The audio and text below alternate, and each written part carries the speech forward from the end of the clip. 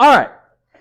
So we've been doing Biblical Basics for Beginners. It's a study to help you try to understand, break down the massive Bible.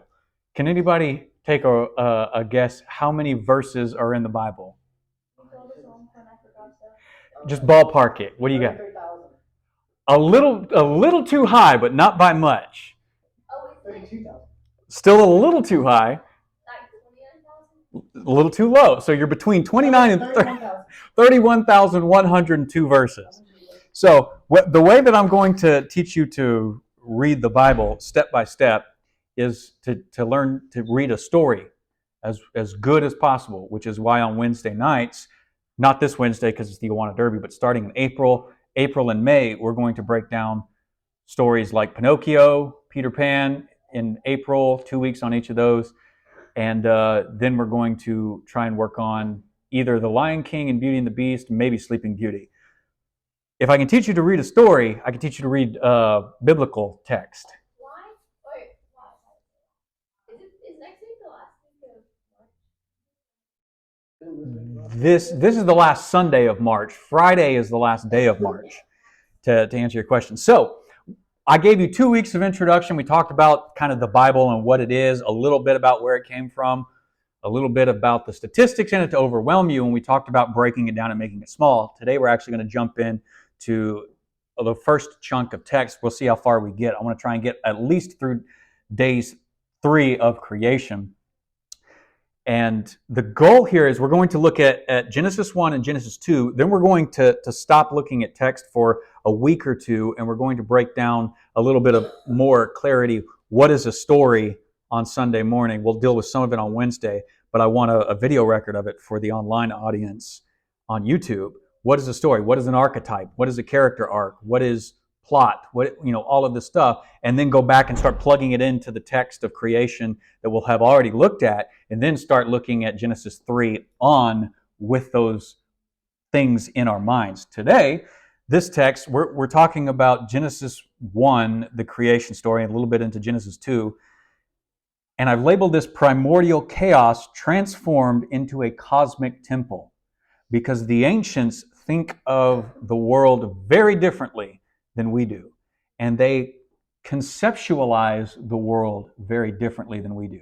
A creation is a very different thing to an ancient Hebrew. So first, I want you to watch this video. It's also from the Bible Project, as we've watched one of these before. I'll have 2 of these today. This one's really quick. It's only about 90 seconds. Just listen to this for an intro. Waking up? There it goes. Turn the volume up here. If you could go back to the city of Jerusalem during Bible times, the biggest thing you'd see is the temple. This beautiful building was designed by King David and built by King Solomon, and they believed that it was the home of the God of the universe. Wait, I thought God's home was in heaven. Well, the whole point of this earthly temple is that it's the place that overlaps with God's heavenly home. The temple is where God lives and rules all creation as king. That's cool, but even Solomon, who built the temple, didn't believe that it could contain the God of the universe, right? Yeah, the building was just a symbol, and it pointed to the fact that all of creation is God's temple. And that's actually what the first page of the Bible, Genesis 1, is all about. Really? It says that creation is God's temple? Well, it doesn't need to say it. The whole story shows it.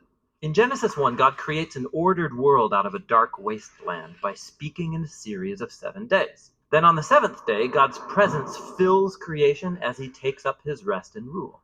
Similarly, the tabernacle and later the temple were built and dedicated in a series of 7 speeches in 7 days, after which the priest or king could rest and rule in God's presence. So all of creation is where God intends to dwell. It's like his temple. Exactly. Okay, so that's just a simple introduction that says the point of Genesis 1 and the point of creation as a big picture, the one way that you conceptualize it is that God made a place, a physical universe, a cosmic or planetary wide place for his presence to dwell. Now, let's talk about just Old Testament and ancient creation stories. There's a lot of them. Genesis 1 and Genesis 2 are actually not the only two creation stories in the Bible. Genesis 1, as I've already introduced, is chaos being transformed into a temple for God and his imagers to live in together. Genesis 2 kind of zooms in and God plants a garden as a model for those imagers to continue the work of turning chaos into order throughout the whole earth. If you looked at Psalm 74, verses 13 through 18, you get this weird story of God killing Leviathan in order to create. And that's what this picture on the screen is. Leviathan is an ancient, ginormous sea serpent. Psalm 89 talks about a character named Rahab, not to be confused with Rahab, if you know her from the book of Joshua. It's spelled the same in English. There's like a little tiny mark that creates all the difference in Hebrew. It is pronounced Rahab. He slays Rahab, a different chaos monster, in Psalm 89. And then it gets repeated in Job 26. The Rahab is the gliding serpent, and Yahweh kills it in order to still the waters and create. So there's a lot of different ways that they think about creation. The surprising thing is, none of them are scientific. See, this is important. We have to deal with this first so that we can read the story correctly. So modern, us, versus ancient Near Eastern expectations, or scientific language versus what gets called phenomenological language. All right? It's a big word. You don't really have to know it. Phenomenon. You've heard that term, right? This is just referring to words used to describe phenomenon. Phenomenon pertains to stuff that you see. That's just all the term means. So when it's talking about phenomenological language, we're talking about the way most people thought before scientific language was developed. Scientific language comes to us, scientific thinking comes to us only in really recent history. It's only been around for about 400 years, maybe a little bit less depending on when you date. It wasn't until the 1600s that people started actually going out and looking at creation and trying to understand based on what they could see, the way that things worked, and developing scientific ways of describing the world, and out of that, trying to figure out where the world came from. This is a question that I asked you on Wednesday nights. When you think about creation, what do we typically think about?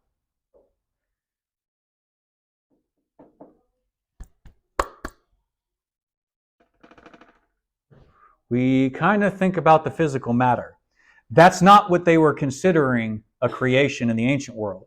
And that's not what their language actually describes. So I'm going to read what's up here on this slide so that you can hear kind of a definition of phenomenological language. Language that describes what you can see. That's what we're talking about here. Much of the Bible comes to us with language that describes the way things appear to the naked eye. The language used is descriptive of the ways things look from our perspective and is not necessarily asserting precise scientific fact. So what this is saying is the Bible doesn't use scientific language in part because it didn't have it. It's not trying to make scientific points because it didn't have science as a category to think in. They use language that describes the way that they can see and human experiences to describe the way things are. An example of this is the description of the sun rising. Unless we understand the use of phenomenological language, we might think that the Bible teaches that the earth is at the center of the universe. When we realize that the Bible describes things according to appearance, we see that the Bible is not really saying that the sun revolves around the earth. Rather, it is merely saying that the sun rises because, to our naked eye, it looks like the sun moves and the earth does not. The use of this language is still current. We still think this way today. The meteorologist gives us the time of the sunrise, but nobody assumes he's teaching that the sun revolves around the earth. So this has to be our starting point as modern Americans, because you go to science class and you're taught to think that physical matter is what was created in Genesis 1. That's not really the point of the story. The point of the story is that God's going to build things the way that humans will experience them, the way that they observe the sun rising, and he builds creation in a way, and describes building creation in a way that it's going to look like you experience it. And that's actually better than scientific language in a lot of ways, because everybody experiences a sun rising in the east. And I mean, if you stood in one spot and you looked to the east at 6 o'clock in the morning, you'd see the sun go up. And if you stood there all day, it would look like the sun is rising, and then it's above you at noon, and then it goes that way in the west, right? You ever done anything like that? It looks like the moon moves. It looks like the stars move. If you're in the same place for a month, 6 months or something, you can look out and realize the stars are not in the same place every night. Imagine doing that for a lifetime. That's how they're using language to describe everything in the Bible. Genesis 1 is no exception, because they have a different concept of what matters. What is important to the creation story of Genesis 1 is not physical matter. Our modern day expectation is that physical matter is what matters. How did the wall come to be there? Where did the material for the wall come from? That's usually the question that we're thinking about. And it's just not a concern for the biblical writers.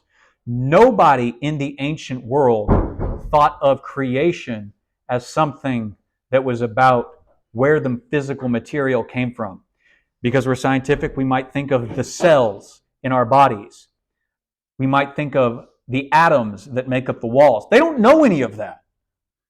They don't have the ability to observe that with the naked eye, so they don't develop those categories. So how could they be asking those questions? They don't care where the physical matter came from. Genesis 1 is meant... We naturally read Genesis 1 as if it's meant to tell us where physical matter came from, answering our scientific questions developed within the last 400 years. Because this is our starting point, we naturally assume it was the same starting point of the ancient authors. It was not. We cannot impose our expectations back 2,000 plus years on the biblical writers or on any ancient thinkers without missing the point they want to make in their own stories. If I'm going to teach you to read Genesis as a story, I actually have to teach you the context of the story, the way that they thought. Otherwise, you will just make the story make sense in your mind, and it won't be the way the author actually wants you to understand the story, so you won't take from it what the author is trying to tell you. Meaning, if the author wants you to think of creation as God's temple, and he does, and you're thinking in terms of physical creation as matter, and the creation of matter, you're going to miss the point of the temple. They seek to share different truths differently than we do today, so we have to lay aside our thinking and orient ourselves. And all ancient Near Eastern writers, including the Hebrews, had a different set of presuppositions when it came to what creation was and why it mattered. And we'll talk about this in a little detail here. What would an ancient Near Eastern Hebrew consider important about creation if not physical material? So there's three things that I want to give you to think about to read an ancient story, especially a creation story. We'll focus on two of them and we'll leave the third one and we'll pick up on that a few weeks down the line. But I'll give it to you today. Number one, creation of physical matter is irrelevant for the story of Genesis 1. Instead, creation of form and function is what matters most. Talked about this Wednesday night after we did our object lesson, right? I gave everybody a bag. You had material in that bag, and you had to dump it out, and you had to make something out of the bag. But the material was already in the bag. You just had to do something with it, right? That's the point. You gave it form. You gave it function. You gave it a name, right? I told you had to name all of these things. Genesis 1 does not answer questions about the universe's origins. Why we are here is the question being answered. Purpose, not physical matter, is the point of Genesis 1 and Genesis 2. All of the creation stories, because all of the ancients think like this. Okay? I talked about on Wednesday, and it bears repeating right now, when you go to IKEA and you buy a desk, and you go to the warehouse and you pick up the desk, you get everything in a big old box. You know what you don't have when you walk out of the store? A desk.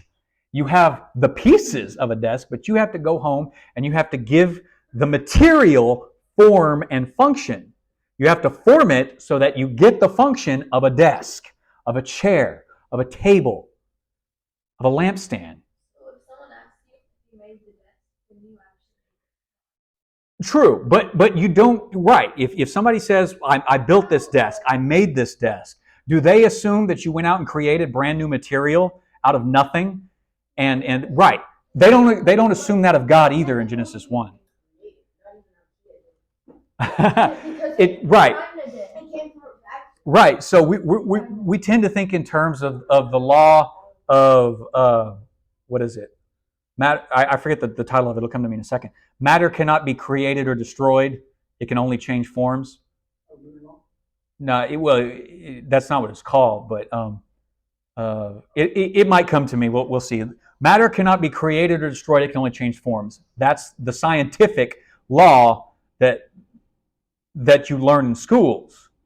And as far as Genesis 1 is concerned, that's actually true because all of the material is actually already there. And God takes the material and forms it so that it has function. The way that if you bought something at IKEA, the material is already in the box. You just have to take the material and form it so that you get the function of the thing that you actually wanted. When you cut down a tree and you turn it into a desk, instead of going to IKEA, you're still taking a tree and giving it form and giving it function other than what the tree was there for. This is actually part of what it means to be an image bearer, just as a heads up. So number one, creation of physical matter is irrelevant to the story of Genesis 1. Number two, when God began creating in Genesis 1:2, the cosmos already existed. The cosmos is like just a term they use for the world. The physical world was already there. There's a bunch of water covering it there. So the physical world is already there, but it's useless because it served no function. More importantly, it could not support life. It was pure chaos. Therefore, someone needed to create order out of chaos. And that's the main point of Genesis 1. Order out of chaos. They think of the sea, the ocean, as pure raging chaos. Think phenomenologically here. Think based on what you can see with your own naked eye. Have you ever stood on the shore of an ocean and you look out at the waters? What can you see about all the waters? They're always what? They're always moving. They're never still. And you turn around and you look at the land, anything on that land that's not alive is what? It's still. It's stationary. It doesn't move. Living things do, and creation can do this, but the metaphor and the picture of pure chaos is the ocean in the ancient world, to all ancient minds, not just the Hebrew, because it never stops moving. You can't control it. You can't rein it in. So it's pure and utter chaos. And that's the starting point of the creation story in Genesis 1. And God's going to come along and He's going to create order out of the chaos. And then He's going to turn it over to humanity and say, now you make order out of chaos. But that's mostly Genesis 2. Number 3, and this is what we'll mostly say for later on. In ancient Near Eastern creation stories, the gods fight for dominion, and the victor gets to establish the world as they see fit to rule. We will look at Psalm 74, Psalm 89, Job 26, Isaiah 45. All of these mentions of God striking Leviathan or Rehav or anything, we'll compare them to Baal striking and splitting Yom. We'll look at the Babylonian creation story a little bit, the Enuma Elish, and we'll look at Marduk slaying the sea monster Tiamat and splitting her in half and using half to create the earth and half to create the sky. That's interesting if you pay attention to creation on day 2. These ancients are thinking a certain way, and the Hebrews come along and they use those stories known to their people to actually argue something different. And creation 1 Genesis 1, taps into that and says creation is not what you think it is. Creation didn't happen the way that you think it is because the gods didn't fight over anything. God alone created.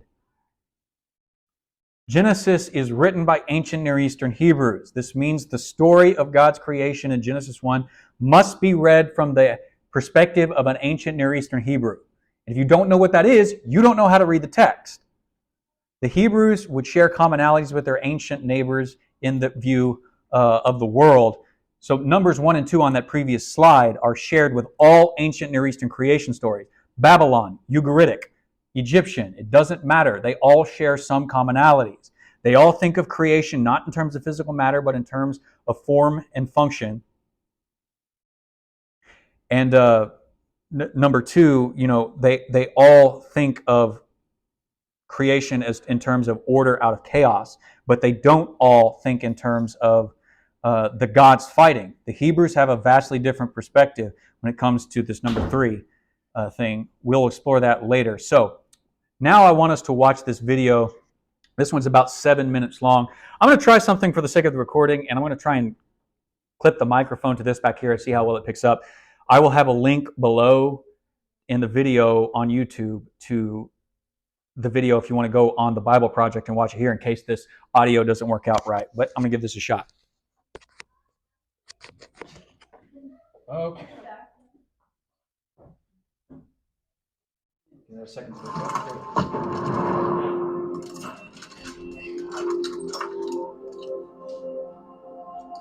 The first book in the Bible is called Genesis. And we're going to look closely at the first page of the book of Genesis. It's a carefully crafted narrative about God creating and ordering the whole cosmos. Okay, let's check it out. Now, the opening line of the whole Bible is, "In the beginning, God created the skies and the land." Now, your Bible translation might say the heavens and the earth. In biblical Hebrew, the word for heaven refers simply to the sky above, and the word for earth does not mean globe, but rather the land. The ground below us. Right. This line is summarizing what's going to happen in the following narrative, which starts in the next line. And it reads, "Now the land was wild and waste." This phrase rhymes in Hebrew. The land was tohu vavohu, which means unordered and uninhabited. This is the ancient way of talking about the pre-creation state, what we might call nothingness. For the biblical authors, non-existence means having no purpose and no order. And the next line uses another image to say the same thing. And darkness was on the face of the deep abyss.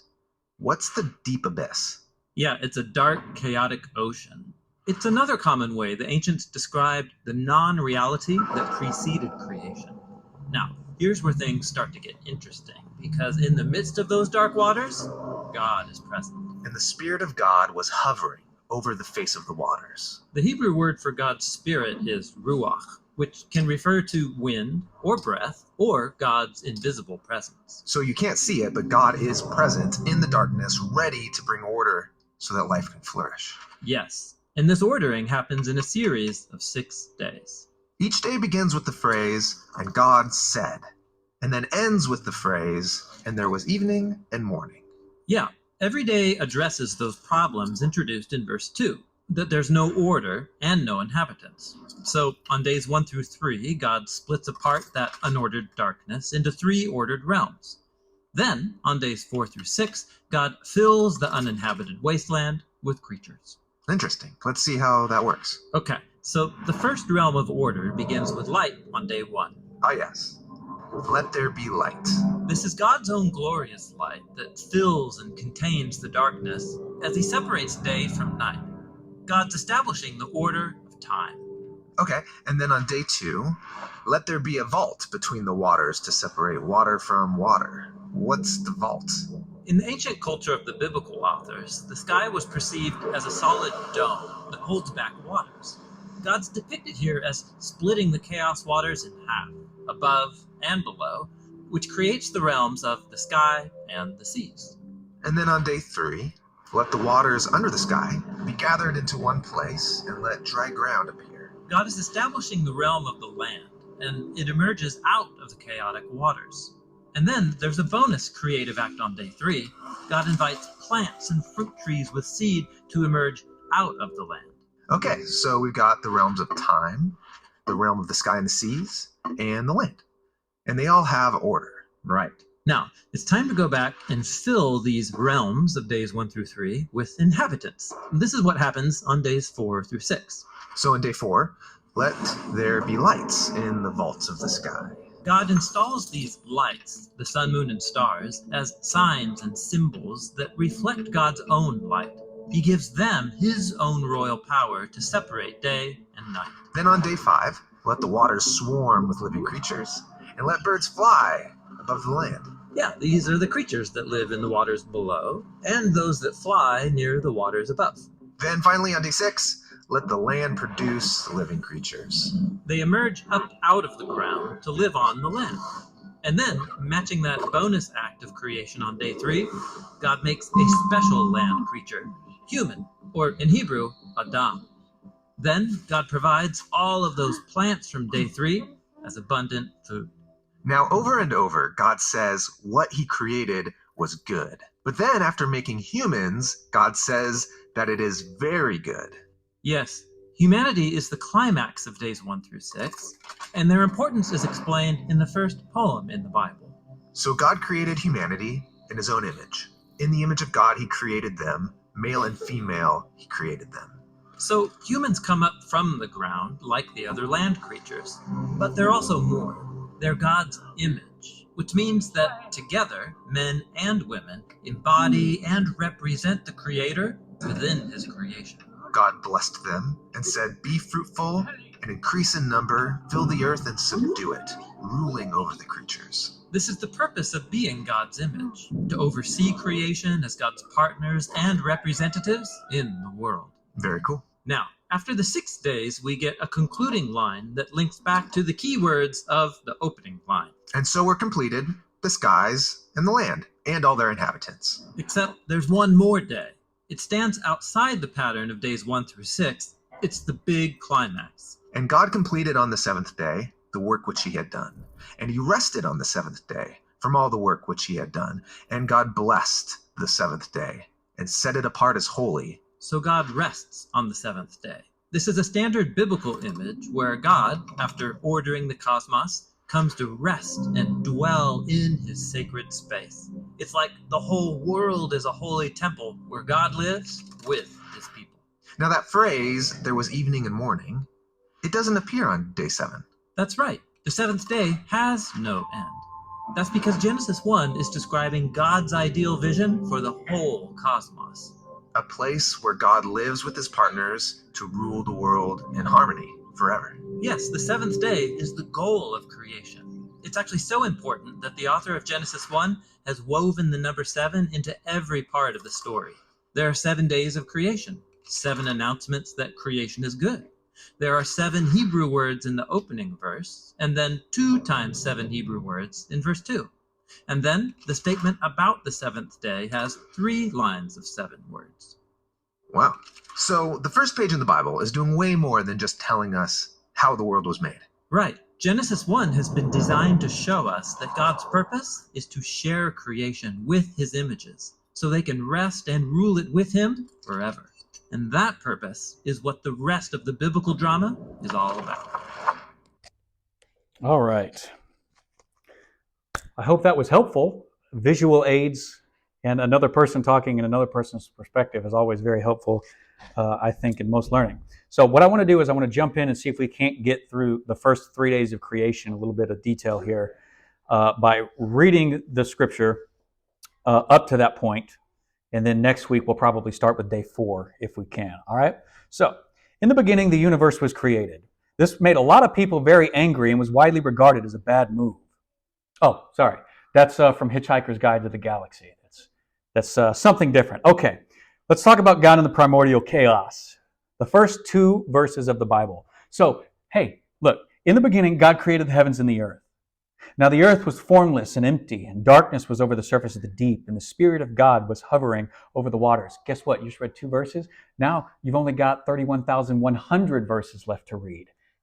You just tackled the first beast. All right? Okay, so Genesis 1, these first 2 verses, these are just the setting of the story. Verse 1 is an introductory statement. It's like a title. And it's going to tell you everything that follows. It's a merism. In the beginning, God created the heavens and the earth.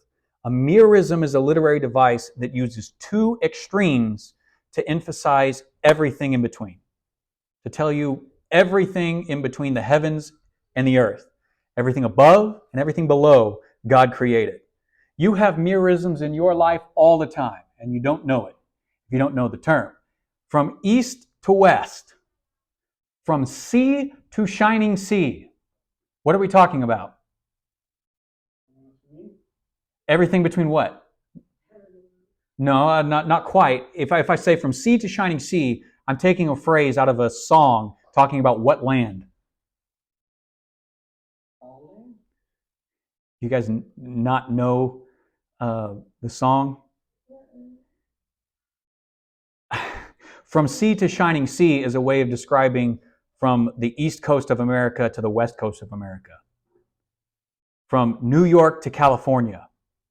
That's a different song. From the, it's out there. You experience them all the time. The Bible uses literary devices like crazy because, as we talked about, I think 2 weeks ago, the men who wrote the Bible are literary experts. They know how to use merisms. You don't get past the first verse before you experience one. In the beginning, God created the heavens and the earth is a way of saying everything that existed was created by God. Verse 2 is a statement of, here's the way things were when God began. Here's how God created the heavens and the earth. Here's how God created everything. In the beginning, there was nothing. It was formless and empty. There was no purpose, no order, and no life. Just the deep, just the black waters, the great nothingness. There was primordial chaos in the beginning. And God's presence was hovering over the waters. God's presence was surveying the situation. That's another way to think about this verse, because God always seems to come around and check things out before he acts. In most stories where God shows up, usually the first thing he does when he shows up, like take the Tower of Babel in Genesis 11, he comes down to see what the people are building. Then he rules and judges over the situation as negative. God, in verse 2, is surveying creation, and it's like it's empty, it's void, it's useless. This is not good in his mind, so he's going to start creating. And God said, "Let there be light," and there was light. God saw that the light was good, and he separated light from darkness, and God called the light day. And the darkness he called night. And there was evening, and there was morning, the first day. Evening is actually the start of a Jewish day. It starts at like sundown, which would be around 6 o'clock our time. That's instead of midnight, they start at 6 o'clock p.m. When the sun sets, that's the start of a new day. In their calendars, in their ancient calendars, and they still do this today. So when it says there was evening and there was morning, he's referring to a Jewish day. So it's a literal day. And God said, verse 6, "Let there be a vault between the waters to separate water from water." So God created the vault and separated the water under the vault from the water above it. And it was so. And God called the vault sky. And there was evening and there was morning, the second day. And God said, "Let the water under the sky be gathered into one place, and let dry ground appear." And it was so. And God called the dry ground land. And the gathered waters he called seas. And God saw that it was good. And God said, "Let the land produce vegetation, seed-bearing plants and trees on the land that bear fruit with seed in it, according to their various kinds." And it was so. And the land produced vegetation, plant bearing seed according to their kind, and trees bearing fruit with seed in it according to their kinds. And God saw that it was good. And there was evening and there was morning, the third day. So let's jump into the 7 days of creation, and we'll tackle just this much this morning because we're pretty much out of time. From this point on, I just got screenshots of the video we just watched. You could divide Genesis 1 into 3 groups. Group 1, days 1 through 3, and that's what we'll talk about today. God pushes back chaos to create 3 realms of order across 3 days. Group 2, days 4 through 6. God fills each of the created realms of order with living creatures. So, just like you saw in the video, days 1, on day 4, he'll come back to what he creates on day 1, and he'll fill it with creatures that are going to govern what he creates on day 1. Day 2, he fills the waters below and the waters above. So day 5 corresponds to day 2, and day 6 will correspond to day 3. And both day 3 and day 6, he creates 2 things, not just 1. And then, of course, you have group number 3, if you wanted to think about it. So group 1, group 2, group 3 is just day 7. God sits down to rule creation. All right, so days 1 through 3, the creation of the 3 realms of order. Day 1, what does he create? Day and night. Very good. That's the good way to say it, because 1, the darkness is already there. And you could argue he creates light. But the reason why I think it's actually better to think in terms of creating a span of light and a span of darkness in the separation is because what he's really creating is the order of time. The 24-hour periods of time that all humans live in. That's what's really being created out of the light on day 1. A span of light and a span of darkness created to govern the future creation's time. That's verses 3 through 5. And God saw that it was good. Day 2, the order of the heavens, the skies. They don't have a separate word for heaven and for sky in Hebrew. It's the same word, shamayim. And so often in the Bible, if you're reading in English and they just translate the word heavens over and over again, you think they're talking about the throne room of God. They're not. A lot of the times, they're just talking about what you can look up and see. The skies. And so it gets translated skies. And that's a good way to think of it. But you should know, just in case you're reading a translation, that oftentimes they're going to think, oh, they're thinking about heaven, and heaven's so this wonderful place and everything. It's like, no, they're talking about what you can look up and observe because it's phenomenological language. And they're talking about experiences in the same word, so they translated it the same way. And that's fine. It's just different interpretive ways of translating. I just want you to know that, so that when you're reading your Bible, you're not confused. By the time of the New Testament, they have situated 3 different heavens, at least. The first heaven is the place where the birds fly, which is typically the one that's being spoken of here. The second heaven is the place that we might call outer space, where the sun and the moon and the stars exist. We call it that. They just call it heaven, because it all's up there at the same place, and God's up there somewhere, right? We use different language to think about it because of our scientific ideas. They didn't have those, so they often get described with the same term. In the Old Testament, they'll just use the term heaven. In the New Testament, by that time, they're starting to break it up to the first heaven, the second heaven, and the third heaven is the very throne room of God, which is the heaven we're typically talking about in our language. But we don't draw a distinction between that. So you go read 2 Corinthians 12, and Paul's talking about this guy he knew, as a way of describing himself, who was caught up to the third heaven. And he hears these great mysterious things in the counsel of God that he's not even allowed to repeat because it's so great and wonderful. And he's given a thorn in his flesh because he's given such high revelation. Something in his physical form bothers him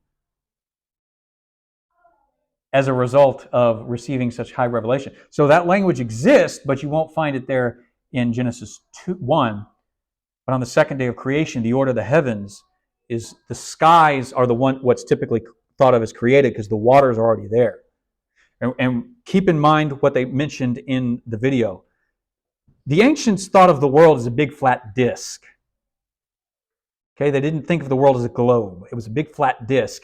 And what God is saying here is, let there be a big dome over the big flat disk, and water will sit on top of that dome, and will separate the waters from above, the waters above from the waters below.